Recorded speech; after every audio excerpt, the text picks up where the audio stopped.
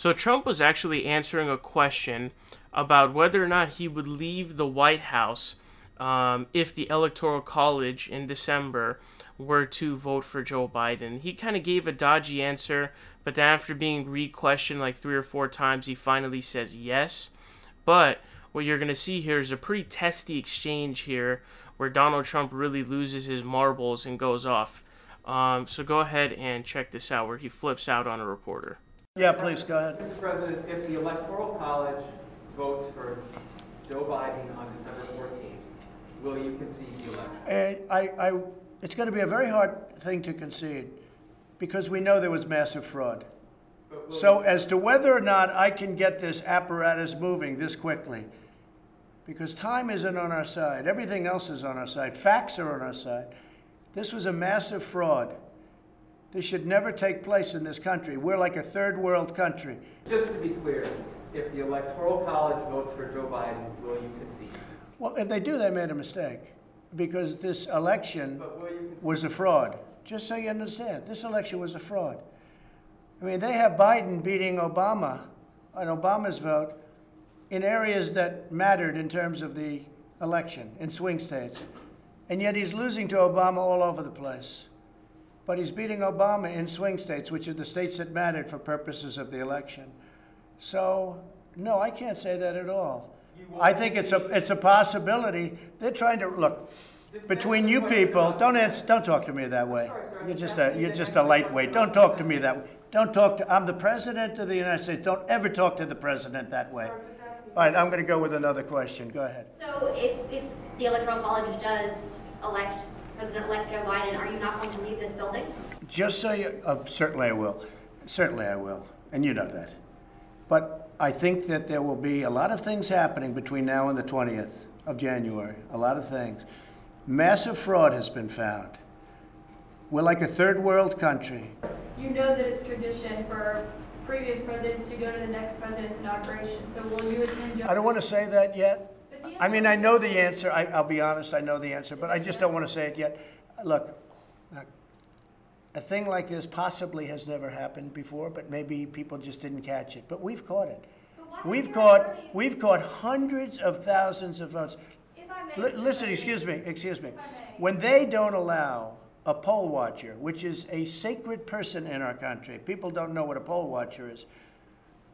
A poll watcher it's considered sacred in our country. When they throw them out of rooms, but that's not true. They didn't do sure that. it is. And when they put them in pens, Your attorneys admitted excuse me, no, they didn't. My attorneys did not admit anything. Honestly, I can't even make out what the reporter said that triggered Trump that hard.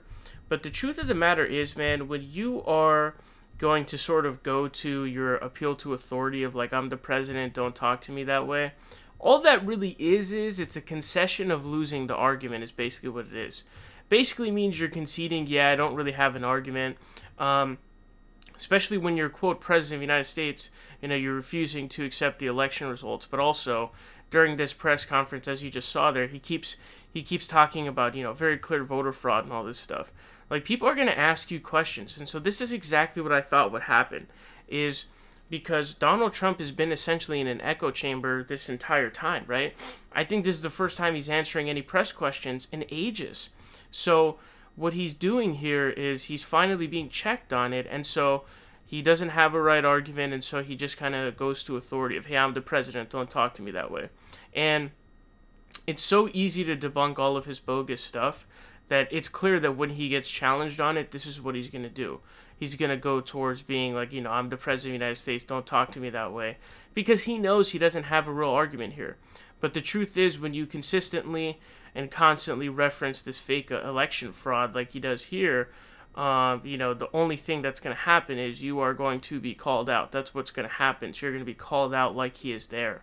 And I like how he says, you know, yeah, of course, so you know that I'm going to leave the White House. Do we, Donald? Do we really know that you're going to leave the White House? According to what? What should we go based off that's going to be, you know, a convincing argument that you're for sure going to leave the White House, or that we don't have to ask you that question? You're literally claiming that the whole thing is a fraud. It's an absolute joke, man. It's sad to see. This is definitely pretty embarrassing stuff. When I see that there, I can't tell if he's lying or not. Like, I can't tell if he believes it or not, and I think that's what's so dangerous about, like, psychopaths like that. It's hard to tell whether they're lying or not, or whether they believe it. You know, you may even believe what he's saying there, because low-key it looks like that's what he thinks. But, man, he's losing his marbles, and if he were to have press questions, you know, he would get checked a lot like he does here. But there's a reason why he's been hiding from the press. Doesn't even do press conferences, let alone take questions from the press.